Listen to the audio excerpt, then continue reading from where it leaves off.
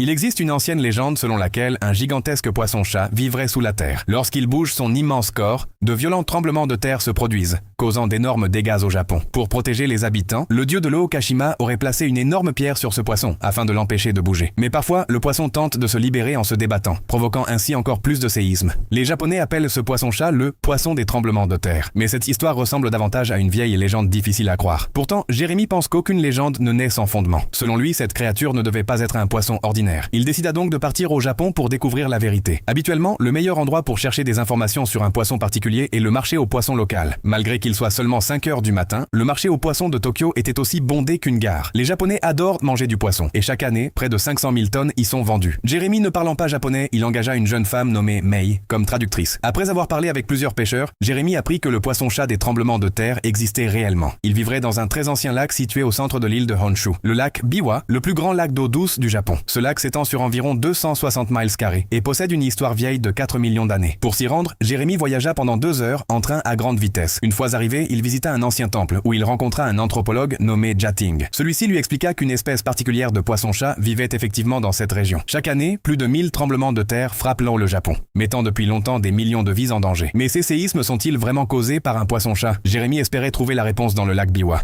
Il utilisa une grenouille artificielle comme appât afin d'éviter que l'hameçon ne se coince dans les plantes aquatiques. Mais pendant longtemps, aucun poisson ne mordit. Jérémy se trouvait dans la partie sud du lac où les plantes aquatiques étaient nombreuses et l'eau peu profonde. Il décida alors de se rendre au nord du lac où la profondeur atteint presque 1 km. Les chances d'y trouver le mystérieux poisson-chat semblaient plus élevées. À peine arrivé, un poisson-chat mordit immédiatement à l'hameçon. Il ressemblait au poisson-chat glane européen avec un corps long et mince, une grande bouche, de petits yeux et 2 moustaches sur la mâchoire supérieure. Mais ce n'était pas le fameux poisson-chat des tremblements de terre. En réalité, 3 espèces différentes de poissons-chats vivent dans ce lac, mais aucune ne correspondait exactement à celle recherchée par Jérémy. On y trouve aussi plusieurs espèces invasives, dont un poisson noir prédateur. Pourtant, personne ne semblait avoir capturé le légendaire poisson-chat des séismes. Jérémy commençait à penser qu'il pourrait être le premier à réussir cet exploit. Plus tard, il se rendit dans une zone touchée par un fort tremblement de terre et remarqua des affiches représentant des poissons-chats, sans toutefois obtenir davantage d'informations. Les poissons-chats sont surtout actifs la nuit. Jérémy décida donc de pêcher toute la nuit. Ces poissons ne dépendent pas principalement de leur vue. Ils détectent les substances chimiques et les vibrations dans l'eau. Une ligne sensorielle spéciale le long de leur corps leur permet de ressentir les mouvements aquatiques, tandis que leur odorat et leur moustache les aident à comprendre leur environnement. Jérémy était convaincu qu'un gigantesque poisson-chat devait exister dans ce lac, riche en nourriture et offrant beaucoup d'espace. Pourtant, au lever du soleil, aucun gros poisson-chat n'avait été capturé. Il changea plusieurs fois d'endroit, mais le mauvais temps compliqua sa mission.